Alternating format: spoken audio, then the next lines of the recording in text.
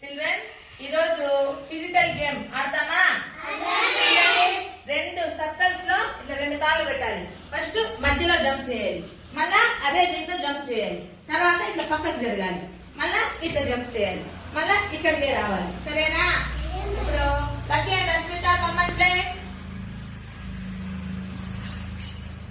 Start.